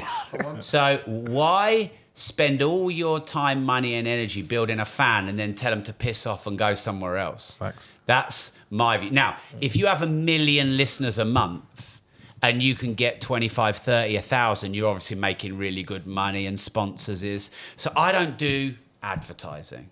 I've tried it a bit. I've had Manscaped on and they pay me 5 here, 10 there or whatever. If someone approaches me and the money is good, it's got to be on brand, because otherwise you just look like a whore. And like, I've listened to some American podcasts. Like, I'm listening to an entrepreneur and he pitches me to buy a mattress. Well, number one, I'm in the UK, he's in America, and he's an entrepreneur. I don't want a fucking mattress off an entrepreneur. If I want a mattress, I'll go and ask my wife. Yeah, it's like, what the fuck? So it doesn't make any sense. Yeah. So I think unless you're really big, fuck off sponsorship. Advertising is different. Advertising is where you approach brands who are on brand, who know your market, who are in your market, who get it. So Omni Studio, they host my podcast. I've got 300, I think, podcasters with them. They get it. And they might pay me 100. Blinkist paid me 150 per 1,000 downloads, whereas normal ads is 25 per 1,000 downloads. So that's, again, your £500 a month VA. Get her to find 500 companies that fall within. Give her your 10 niches that you're interested in: podcasting, content creation, repurposing, editing, uploading, videography, blah blah blah, trainers. Give her all the niches and tell her to go and find 1,000 companies that do that and outreach them for some sponsorship opportunity. But if you've got your own products and services that might be hundreds or thousands, run your own ads on your own show. Okay, so that's the money is basically in just creating your own ecosystem. Yeah. And sending Using your own it as products. top of funnel, just like you would Google Ads. How much would someone pay to have an ad halfway through the episode right now? A little 10-second ad. Not a lot. Yeah. How would you put that into an episode? Not halfway as well. That's No, just like, you know why I say that? Because like, you know, $1 million worth of game. They'll do that in the middle of an episode. Yeah, but what Rob's saying is the opposite though. He's saying have your own internal products and use your voice. Yeah. Because that's where you're going to make the most money, because we could have, like he's saying, you could have 1,000 downloads, but you're only going to get £25 a download per 1,000 downloads in it. Or we could have 1,000 followers, but 500 people from that 1,000 buy the t-shirt or buy. So you market your own stuff. Yeah. I get it. It's only, see, people start a podcast and they go straight into sponsorship because they listen to big fucking podcasts that have been doing it 10 years and copy them. But this big podcast's been doing it 10 years.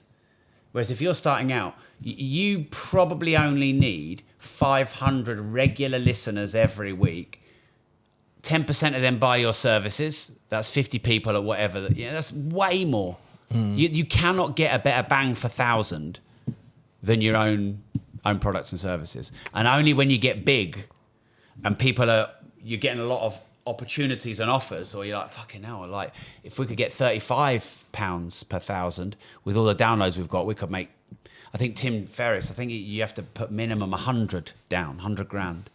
I think He's one of the biggest podcasts. Well, exactly. But he's got millions of downloads. I mean, imagine how much Joe Rogan is raking in. Because what's he got? 11 million listeners. How would that even work? Because you don't even really see him advertise products. Well, he sold his show for 200 million to Spotify, so he's got some deal with them. So essentially, what he did was he forward sold his sponsorship and advertising for the next 10,000 years to Spotify. It's like selling his masters. Yeah. So, I mean, it was, Spotify, it was good timing for Joe because Spotify came in with about 10 billion, just chucking it every, they gave Megan like a few mil and she did like 3 episodes or something. It's a gamble for them as well though. Yeah. He could have just said, don't want to do it. Something could happen to him. I mean, yeah, it could, but he's in a big contract. So if he'd have said that, then, they'd be getting their money back. Yeah. But, I mean, like Joe Rogan's not all of a sudden censored and controlled. Clearly, he can still, even when, do you remember they tried to cancel him? Yeah. And Spotify stood by him. Yeah. I mean, if I'd put 200 million to someone and you're getting attacked, I'm on your side. He's going to figure it out. But I think they got rid of about 30 episodes that were the most controversial and they just cracked on. It's forgotten now. So Rob, you've talked about the kind of being a landlord, the property training. By the way, I'm not a landlord. I'm an investor. I think there's just okay. I'm not being a dick here, but because the person earlier said, "Oh, you're a millionaire," and I'm not a millionaire. I'm a multi-millionaire. We should get these things clear. A landlord goes round and takes cash off their tenants and manages their property. That's what a landlord does. I wouldn't want to be a landlord. You don't make much money being a landlord. I'm an investor. Okay, so investor, property trading, content creator. What is next? Rob, I'm going to cut you off there because I'm not going to let this episode finish here without doing this. Like, you see me, I always put myself out there and I knew that I needed to ask you questions that could help benefit me. But Sam, I'm going to ask for you. I want you to share something within your own personal business that Rob could give you advice or help on, and same with Mikey. Like, we can't let him leave without doing that. No, he's not leaving. Hey, look, you got me for the day. It's all good. So I can do all of that. I'm cool, by the way. I'm not in a rush. We're here, mate. You bought me some serious nice chicken, so I'm just waiting for the blowjobs. Is that the next one? No, not from me. I'm not going. Not from me. For 200 mil? Not from me. I fucking would. Not from me. That's the wrong show. That's the next one. Yeah. So what's next? This next book I'm just finishing called Money Matrix has probably kicked off about 4 or 5 other books on money that I want to write. So for the next 5 years, I want to launch a book a year on money. That's my specialist subject. Just going to keep hacking content. I'm going to try and go on more shows because I can get 15 to 22.5 grand for speaking. In the past, I've been invited to a lot of shows and I've been like, nah. I'm going to take a bit more of a free attitude of that and get on the road with Harry and do a few more shows. And keep growing out. So we're doing an America tour. We're going to do a Dubai tour.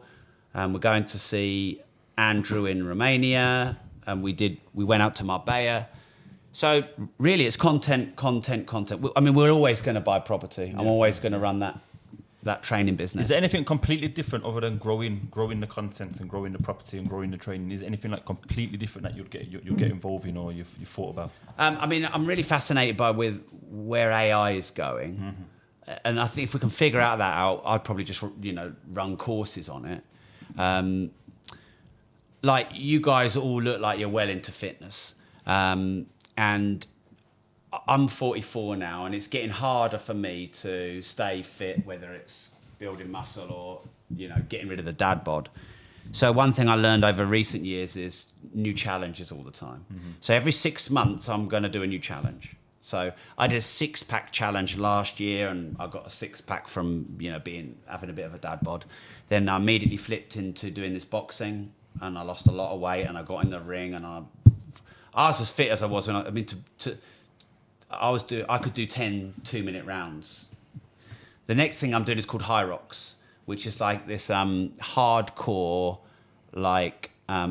psycho cross training competition. And then after that, I think I might do Jesse Itzler's thing where he hires like a village that's got a mountain in it, and a load of millionaires and billionaires go and they walk up as if they've walked Mount Everest. And I like the idea of walking up a mountain, challenging yourself fitness, and chatting to a billionaire or two next to you along the way. That's quite a cool concept. That it's a different networking event. So every 6 months, I try and create a new challenge. So now I'm working towards the 20th of November, and then I might work towards middle of June. My boxing was 6 months, because if it's a 5-year challenge, it's too long. If it's a 1-month challenge, it's too short. And you guys are all a bit younger than me, and it might be easier for you with your working out and everything. But so that's really important. I mean, I do ice baths every day. Fitness now is like when you're an entrepreneur, what can happen is all of a sudden you stop going down the gym, you stop doing your martial arts, you stop having a social life if you want to make money. I regret that. I shouldn't have stopped my martial arts, and I shouldn't have stopped my gym, but I did. And I've only taken it up again in the last sort of 3 or 4 years. And I think it's got to be a non-negotiable. Like, that's the foundation. Exactly. Like, what's the first thing you do when you get up? Go to the gym. Because no health, no wealth. So it's not business related, but it sort of is as well, because these are business expenses, and obviously that show was the boxing was a marketing exercise for the business. So if I can marry them up together, but I think it's really important to challenge yourself. New shit. Like whether a lot of people don't like Andrew Tate, but he believes in being combat ready and always working on your fitness. So I'll keep boxing up so that I don't have to do 6 months of boxing to get half decent. I'm ready. You're always ready. Yeah. Stay ready. Yeah. Something a little bit different from this conversation. What's your thoughts on renting versus owning, like your own property? Because that's like a thing that keeps coming up. It is. And so I've probably changed my tune on this a bit. For a long time, I have been dissing these Americans who all say rent, don't own. Like, if you're worth £100 million and you're renting your house, what the fuck? Like, there's something wrong with that. If you can afford to own your own home, why wouldn't you? It doubles in value every 15 years. There's tax breaks on it. You can do it up how you want. You could have nice creative space. You can build your own gym in there.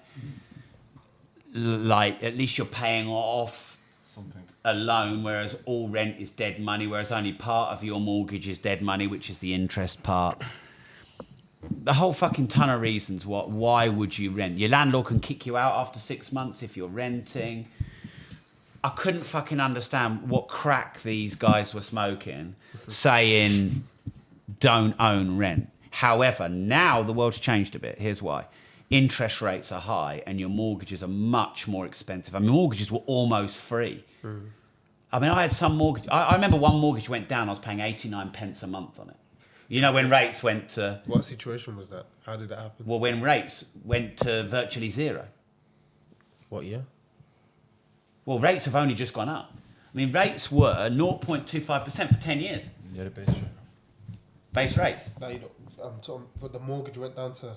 Yeah, I was paying 85 pence a month on my smallish mortgage. What was the value of the house? What was the value of the mortgage? Probably 35 grand. That's crazy. But I mean, not all of them were that, but many of them were 100 odd quid because they were... Interest only as well. Yeah, interest only, a small amount of percent over base rate. Yeah. If base rate is 0, a small percent over base rate is not much. Yeah. But now with rates 5, 5.5, 6 and more, mortgages are now fucking expensive. And you probably need 2 household incomes to get a decent house. And that is a noose. And that's not affordable for a lot of people. So I am actually softening and changing my tune. And here's the caveat. if you're broke, if you want to travel the world, if you're young and you don't want to be tied down and you're single, rent for 3 months here, 3 months there, do your travel, blah, blah, blah. Yeah. But, you know, if you're like me and you don't just have money for one deposit and you've got a family, why would you not buy? I mean, the best trick for your own home is to buy the worst house on the best street, do it up, and then when you sell it, you have no capital gains tax, and then you take all of that profit and you load it up into the next property, and 2 or 3 times up the ladder and you could be living in a fucking mansion. Because I've gone from a 2-bed bachelor flat to a 5-bed house to a 7-bed house on my 2 upgrades. And like, yeah, I mean, I could easily upgrade now. It's just I like where we live. Here's the other thing as well. And like some people get this, a lot of people don't. The story of your house being an asset is perpetuated by the central banks and the media. It isn't an asset.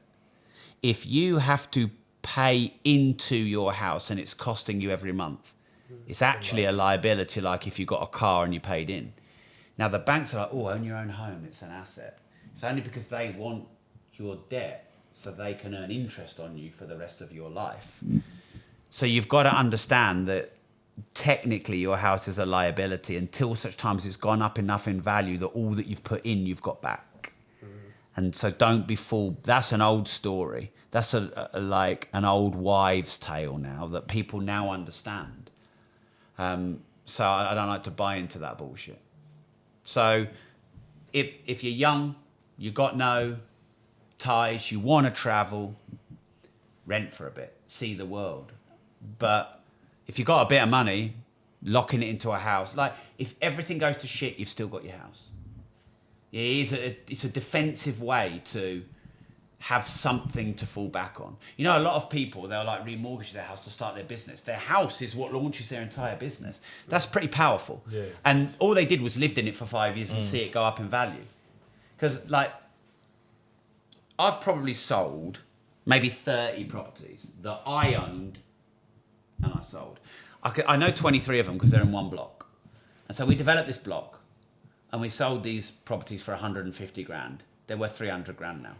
I sold them at 150 grand. That's the one you regret. Yeah, exactly. So if I still had them now, they'd all be worth 300 and I'd have had the income in the meantime.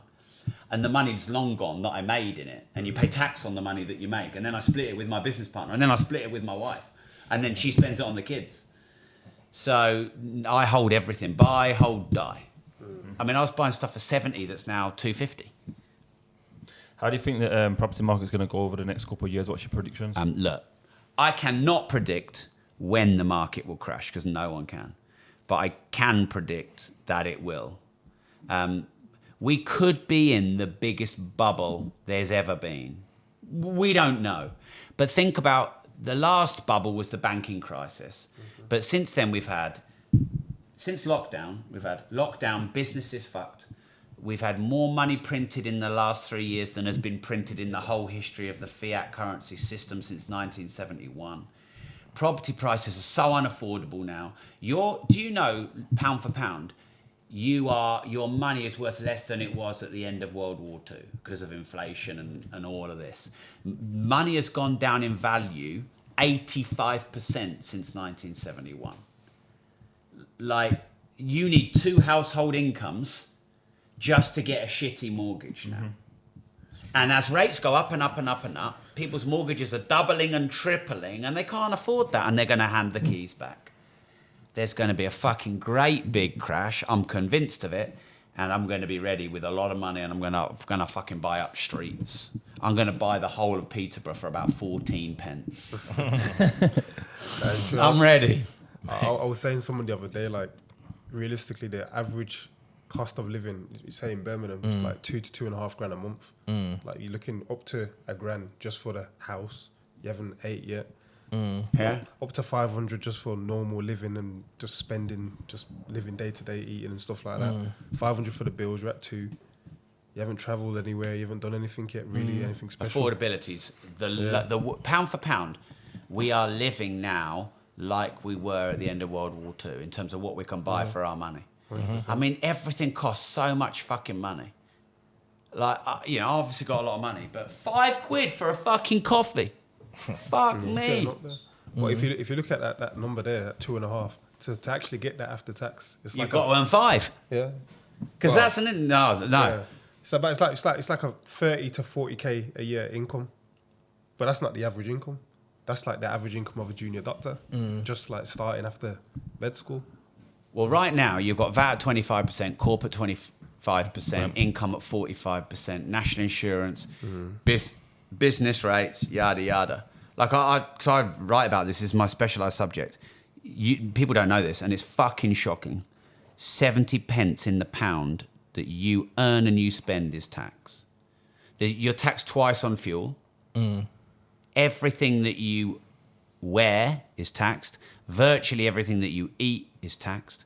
It is, so that means that 7 hours out of 10 you're working for the government. You're taxed on both sides. You're taxed when you earn. You're taxed when you spend. Yeah.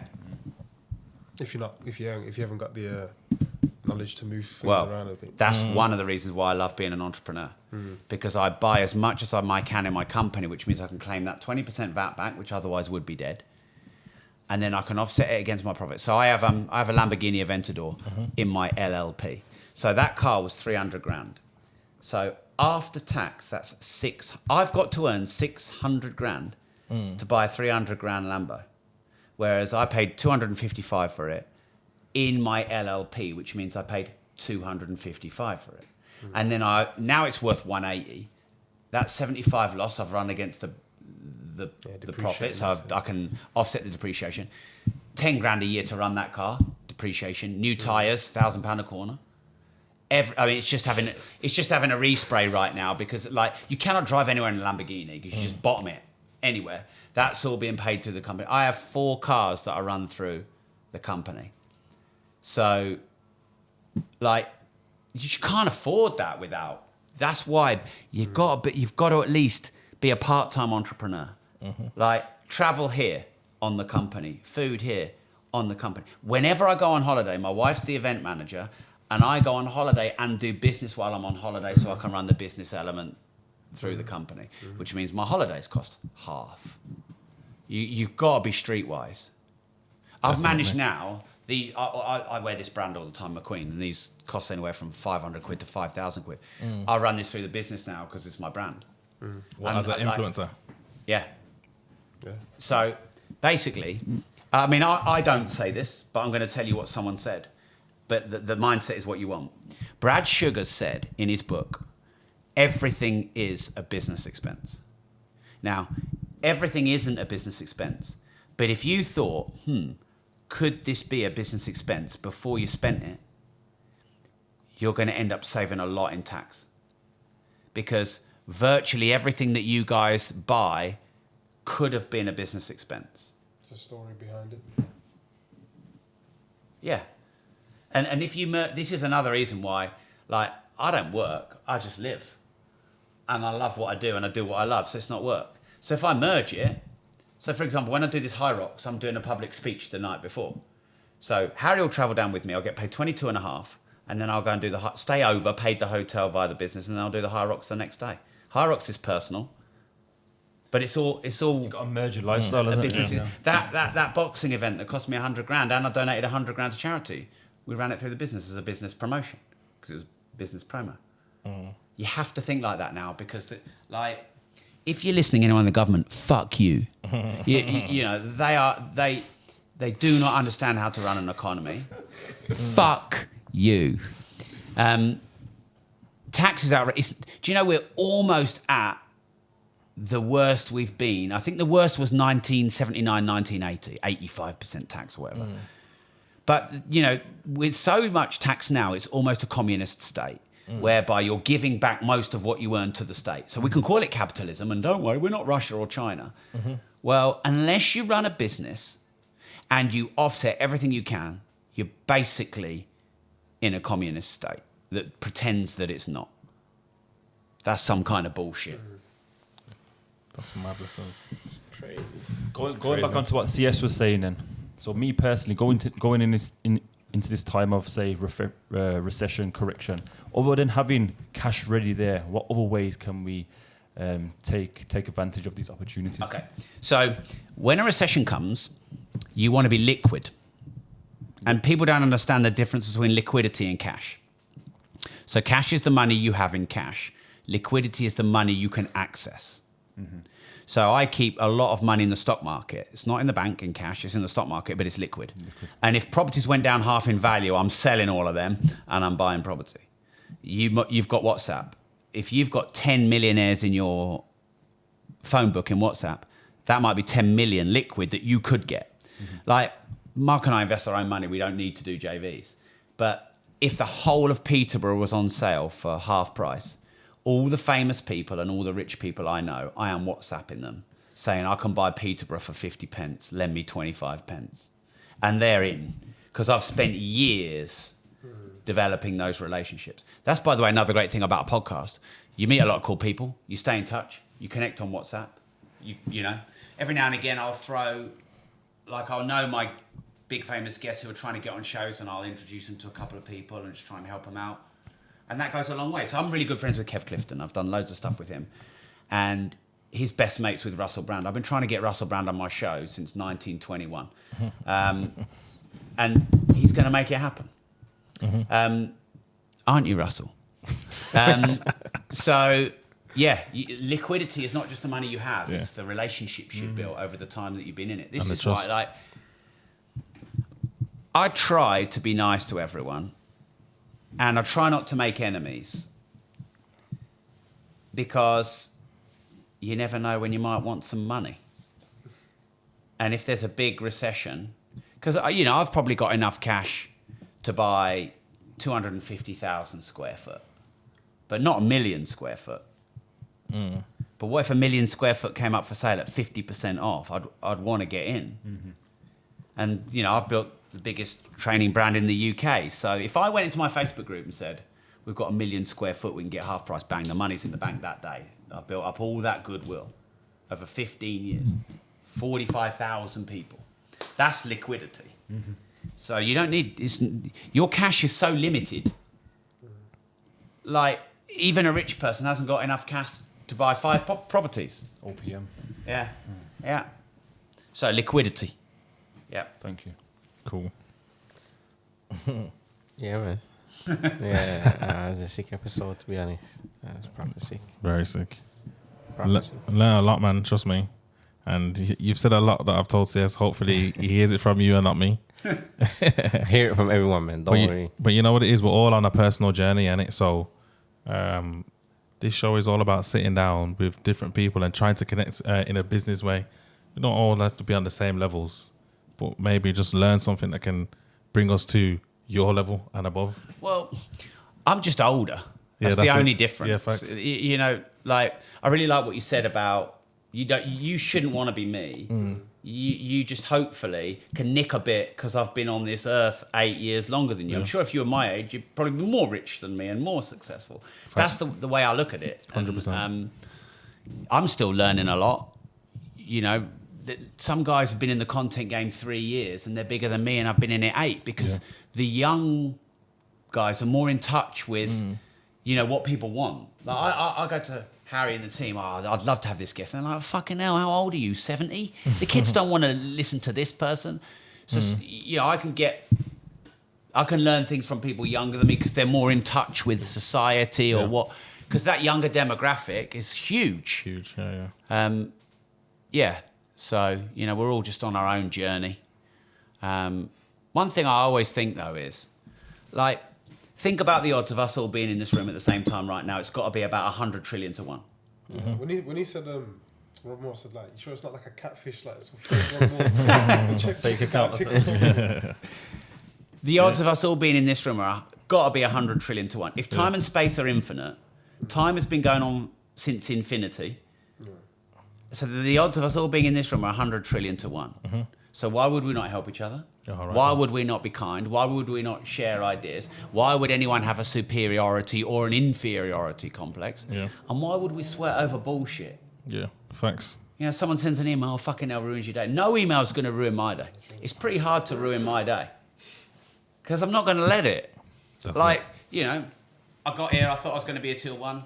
You guys were fucking around with memory cards for about 9.5 hours. I'm not going to let that bother me. You fed me chicken. You knew how to play me like a bitch. So I just think it's really easy to forget that. Yeah. Because we're always chasing someone else. Oh, I want to be there. I want to be there. I want to be there. You know, I had my fucking cars tracked last week. So some criminal organisation is following where I go, clearly to try and target me to steal all my cars or break into my houses. I've had plenty of people use me, abuse me, bribe me. My friend Yanni, he got robbed at gunpoint and he had his watches stolen. Yanni. Yeah. So sometimes the life we wish for isn't everything. We don't know the downsides. Someone said to me once, if you and your friends could list out all your problems, you'd probably still pick yours over theirs. But you know, that's the downside of being an entrepreneur is you're always chasing something. Yeah. So this is why this kind of stuff is cool. Because I don't know how long we've been here, but I'm guessing 90 minutes. Yeah, something like that. Yeah, hour and 47 minutes. And I mean, no episode with me is shorter than 90 minutes. It just never happens that way. Yeah. But, you know, I guess you haven't had any problems for the last 100 minutes. I mean, you might when you check your emails, but you haven't. Because you're doing something that you enjoy. Yeah, 100%, man. Yeah, exactly. Yeah. 100%. So thanks for having me on your show and feeding me chicken. Man. Thank you for sharing the gems.